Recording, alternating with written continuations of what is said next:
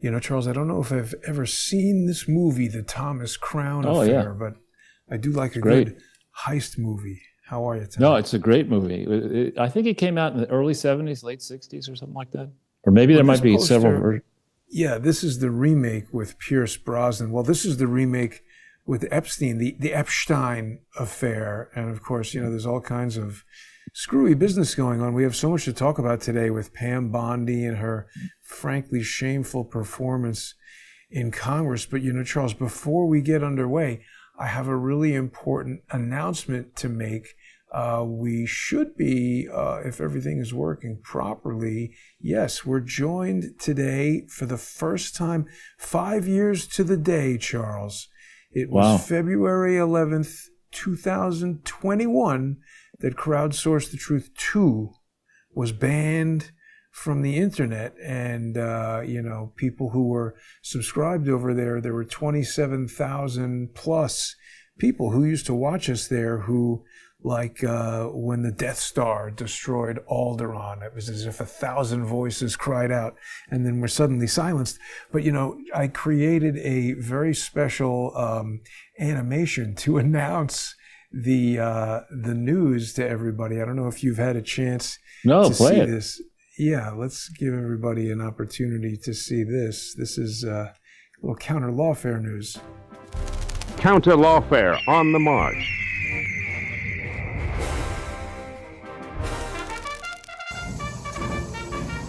February 2021, Crowdsource the Truth 2 is banned. Founder Jason Goodman's social media reach is instantly crushed. Thousands of videos, millions of views, totally obliterated. Coming on their motorized. Hapless YouTube viewers were forced to endure drivel and wrath. Hey, this one's got a cat playing a piano. What'll they think of next? Social engineering lawfare practitioners delighted in the notion that Goodman might never be seen or heard from again. But the tireless warriors of counter lawfare never rest. Doing battle in the court of YouTube and anywhere lawfare rears its ugly head.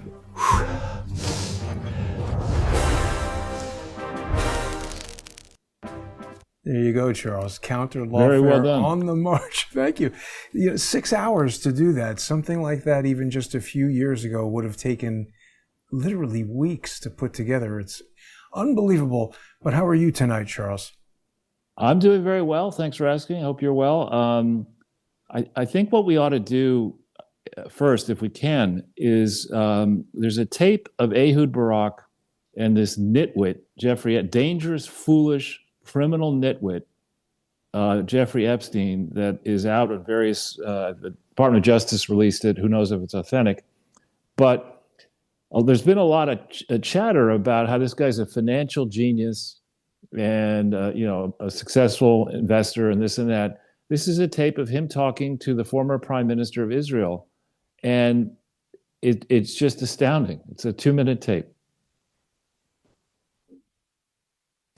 He thought there was 2 cyber companies. Look out, and even though I know Peter, I've never met Peter Thiel, and everybody says he sort of jumps around and acts sort of strange, like he's on drugs. Smoking, yeah.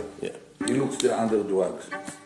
However, he has a company called Palantir, P-A-L-L-E-N. T-I-E-R. Palantir is Peter Thiel's company. And look out. Yeah. Palantir, P-A-L-A-N-T-I-E-R? Yes. So he thought that Peter would put you on the board of Palantir. Peter Thiel is one of the best. I've never met him. He's going to come here next week. So I wanted to talk to him after I talked to you.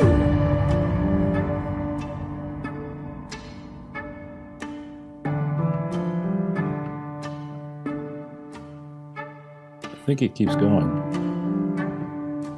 Dramatic music. Well, Charles, it's amazing they can't spell. No, there's no way, you know, there are people who have heavy, it's that a Brooklyn accent, or I don't know what it is, but you can't spell. You're making these statements about a man you've never met. Palantir is a very well-known company. It's a big company. You should know how to spell the name of the company. Why? I mean, it's preposterous that people like, you know, Bill Gates and Les Wexner and all these people gave this guy any more than a postage stamp, let alone billions of dollars to manage. I would cancel a meeting with a guy who came in and talked to me like that. I'd just say, listen, your time is up. I don't know how you got into this room. Get the fuck out of here. I mean, it's ridiculous. And so for Pam Bondi, and others to try to say, as she did just now, when pressed with reasonable questions, to say, why don't you care about where the Dow Jones is? Okay, idiot. Are you saying that if the Dow Jones went down, that's all we should talk about? Are you saying that when somebody walks in, stands accused of murder in a courtroom, that the defendant can say, why are we talking about this? The Dow is up a lot. It's just ridiculous. And it's not as if Pam Bondi was a Rhodes Scholar and a distinguished litigator or lawyer. To call somebody who's asking her questions who's a member of Congress a washed-up lawyer, I mean, you're looking in the mirror right now? It was unbelievable. It was like a hostile deposition. She was treating it like, interrupting them. Even Jim Jordan had to tell her to calm down and let the person speak. Yeah, it's completely wrong. And when you hear, I mean, until recently, I had not heard Epstein's voice. That is not the voice of a superstar investor. It just isn't. And then when on top of that, there are all these suspicious emails, headline 10, 11, talking about girls. There's just, you have lost the ability to have deference at this point. We are past the stage, unfortunately for Trump. We are past the stage that Richard Nixon was, not when he had to leave in disgrace, but in the famous Checker speech, when he stood accused of taking a gift that he shouldn't have had or something like that. And he had to go on national television back in the day when that was a real thing. Checkers was the dog? Yeah. And I think we're well past this now. And the problem for Trump, and I said this in November or December of 2016, the problem for Trump is that he is super rich and that he has all of these assets all over the world. And he has children who are interested in business and are going to try to carry out business going forward. There cannot be a suspicion that he is milking the White House for his personal profit. And this type of behavior, the only reason you can explain this is that the bunch of people who look bad already somehow got to Susie Wiles, his chief of staff, who is a former lobbyist, who hired Pam Bondi to be a lobbyist after she was a washed-up politician. And somehow they got to these two ladies and said, we can't have, if the local prosecutors in Israel or elsewhere start going into this in the kind of depth they could, we are in deep trouble, and we don't want to be in deep trouble. This latest thing, there's an email chain that somebody has a story on, and I circulated it to you and others, Jason, involving a member of the Rothschild family who supposedly paid Epstein to get out of some kind of IRS problem below $100 million. This lady supposedly paid Epstein $25 million and paid Catherine Rumler, who I believe was after Bob Barr, what's his name? Robert Bauer. Bauer. Yeah, after Bauer left as White House counsel, she became the replacement, I think. And she was involved getting the fake, the electronic version of Barack Obama's, in theory, birth certificate. She was involved in that whole mess. She supposedly gets paid a fee in connection with this transaction of $10 million. There is no way, no how, that you can justify the fee to Epstein, the fee to Rumler, and the fact that somehow Rumler managed to go and survive due diligence to become the top general counsel right now of Goldman Sachs. There is no way she would have gotten through a legitimate vetting if people had pulled hard and said, what the hell were you doing? This is after Epstein has to sign that, that deal in 2008. Well after that, she's collecting this fee after she was White House counsel, and then they put her in to be general counsel at Goldman Sachs. This is preposterous. And what is really dangerous now for Trump is it's not unreasonable to be asking these questions. And the more that you try to say, don't look over there, you're wasting my time, I'm too busy inflating the Dow Jones Industrial Average, the more you do that, the more you look as if you're likely complicit, either you or family members. And you're past a point now where you could just talk your way through it. I mean, the opinion polls that are taken in the next few days that ask whether it's reasonable to press on with investigating what really happened with Epstein are going to be overwhelmingly bipartisan in favor of doing so. And the only reason to try to pretend that you did a good job or that it's not important to go down this route is because you're implicated, either you or your family members or people close to you. This is not good. It is defending the indefensible. What about Kash Patel's crash out hearing just yesterday? That wasn't good either.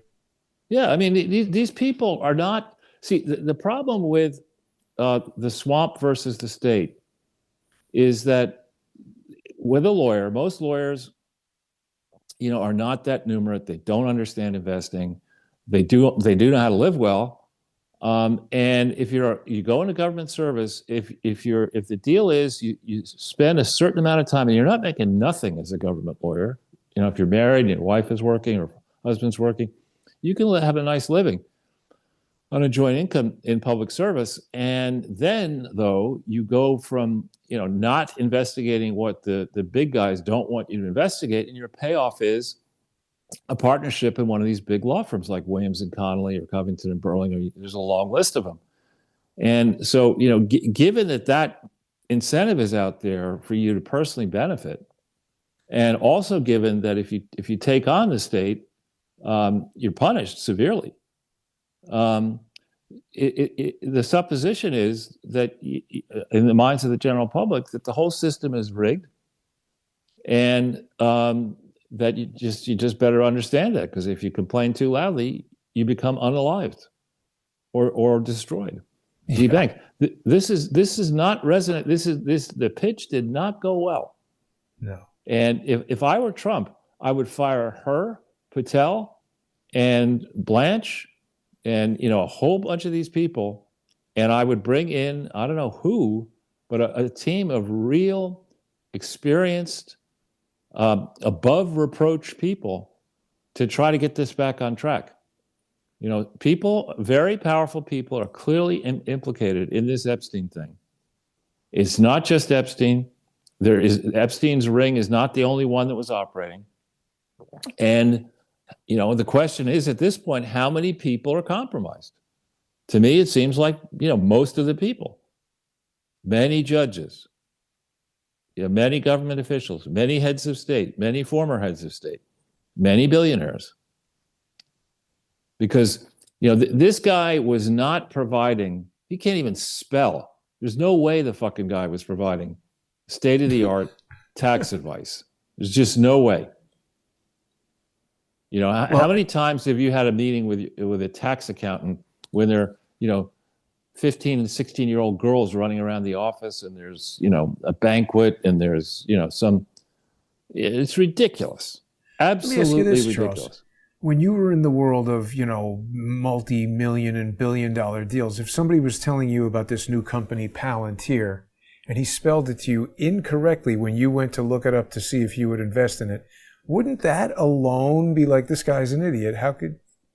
Well, again, it's a public company. Maybe it wasn't public at the time of that conversation, but now it's a public company. I don't need somebody who can't spell or string a sentence together to pretend that he can introduce me to somebody he's never met. Right. Because what he's actually doing is he's going to the Prime Minister of Israel and saying, I can get you to Peter Thiel, and going to Peter Thiel and saying, I can get you to the Prime Minister. And the notion that this moron would be able to recommend to Peter Thiel, somebody he's never met, that Ehud Barak should go on Palantir's board of directors. Why don't you ask your doorman? Why don't you ask the guy selling a knish in Coney Island what stocks do? It's ridiculous. And the fact that people would be at this stage trying to pretend that what they were doing was legitimate is preposterous. I mean, Yeah. Catherine Rumler needs to be dragged by the scruff of her neck before Congress. She should be fired at Goldman Sachs, first of all, but then needs to be dragged into Congress to explain what was the basis for your collecting $10 million in a transaction where somebody had to pay a $45 million fine. It's ridiculous. Absolutely ridiculous. Another thing that came up in the hearing is they were asking Ted Lieu, actually. This was a really bad hearing because there were things said by people like Ted Lieu and Jamie Raskin that I agreed with. I was like, Pam Bondi, no, it was just not good. Not good. They asked why she hadn't, they brought up that thing about the torture video. They brought up Prince Andrew. And they said, how could you look at this and say that there was no evidence to prosecute anyone? And she went to, oh, you just want to talk about this because you don't want to talk about crime in that's ridiculous. New Jersey like or whatever. And it was like, yeah, she was being like a Democrat trying to deflect with negative comments about another topic. It was very not good. Preposterous. I mean, when did Pam Bondi become Jasmine Crockett? That's the kind of bullshit that she would pull. Exactly. You know, I'm surprised she didn't say, "You're just asking me all these questions because I'm black." You know, it's there's an AI meme in there somewhere, Charles. I know. No, this went really badly. This is like, you know, you go to sleep shit-faced, having been at a party, not exactly sure how you came home, and you know, you wake up and you're not in your house. And you try to find somebody and say, did I do anything wrong last night? I mean, that was a disaster, what I saw of it. An unmitigated disaster. And now Trump is on the hot seat right now. Yeah, and she raised something about anti-Semitism with a Jewish House member who flipped out. Her grandfather was a Holocaust victim, and she was like, how dare you? And it was like Jim Jordan, I mean, you know, trying to separate two girls fighting. It's like, oh boy, fur flies. Yeah. Not good. Not good. But also, you know, it's now to the point, the Epstein mess was a tawdry mess, a long time ago, 18 years ago. It was the settlement, right, in 2008. Before the 2008 election. Why did they need to settle that thing before the 2008 election? Was it because Epstein was so centrally involved in, flying around Africa with Bill Clinton, and Ira Magaziner, pretending that what Bill Clinton and Ira Magaziner were actually doing was charitable work, when it certainly was not. It was never authorized. It was explicitly not. There's on-point tax court decisions that categorically state that a buying consortium for drugs is organizing a buying consortium for drugs where members get a discount on the purchase price of drugs is explicitly not charitable activity, because the drug maker is making a profit on the sale of those drugs.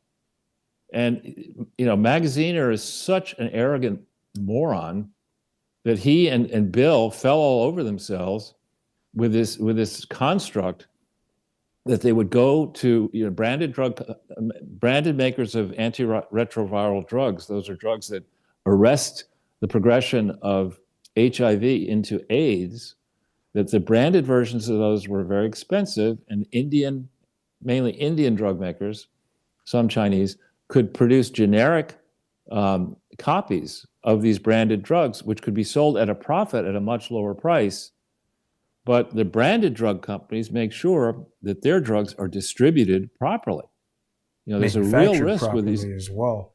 If you don't hold these drugs properly, store them properly, and if the drugs themselves are not even real, then you could be doing enormous damage. So what Clinton and Magaziner did from mid-2002, early 2002, till June, or whenever that settlement was with Epstein, should have been investigated. Indeed, the FDA was investigating in this time frame Ranbaxy, which was one of the major suppliers, as it turns out, of adulterated HIV drugs through the Clinton Foundation HIV/AIDS initiative, which didn't legally exist, and likely also through PEPFAR, which was, you know, George W. Bush's brainchild.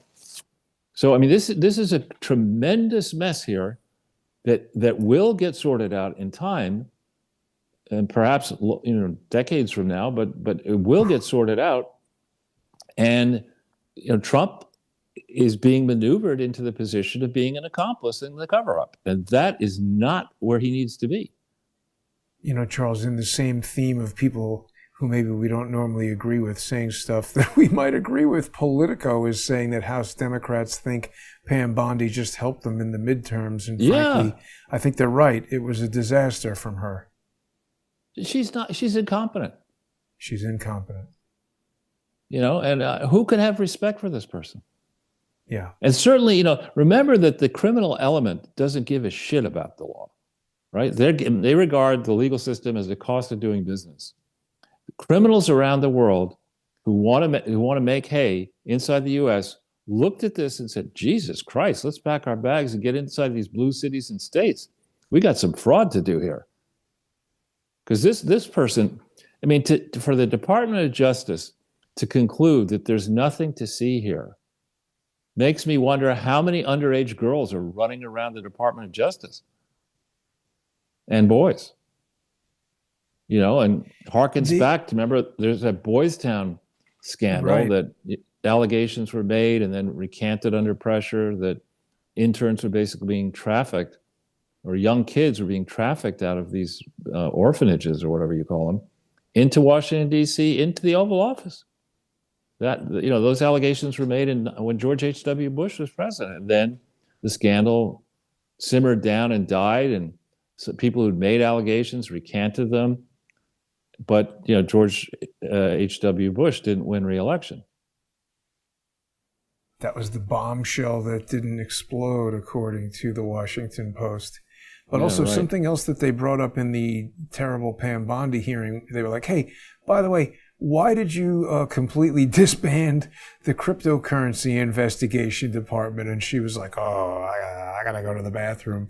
Because they were talking about how Trump is, I mean, it looked super bad. She did not have good answers prepared for what should have been obvious questions. It was really, unimpressive she failed today. I mean, we missed a golden opportunity, which maybe we can rectify for the paid version. We should be, while we talk, we should have in the background the Michael Jackson song Bad. I mean, she's really, really bad. She is really bad, and not bad meaning good. Charles, there's this new AI video model called C-Dance that's creating super realistic videos, and people are making like Michael Jackson do kung fu fights with Jackie Chan and stuff like that. Yeah. Yep. And so there was this article that came out, I think, today.